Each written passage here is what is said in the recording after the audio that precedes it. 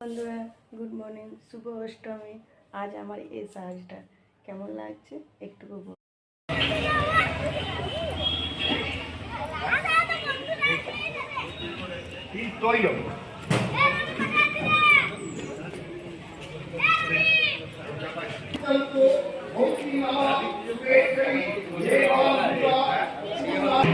Hello বন্ধুরা। আজ অষ্টমী দিনে লুচি খেতে হয়, তার জন্য আটা মাখছি। আটা মাখা হয়ে গেছে, দই কোরানো হয়ে গেছে। এবার লুচি বানাবো। আমি আমার হাজব্যান্ড লুচি বানাচ্ছি, হাজব্যান্ড আমার লুচি ছাকছে আর আমি বেলছি। আমি পুরো ভিডিওটা দেখাতে পারছি না, হাতে একটা মোবাইল ধরে রেখেছি।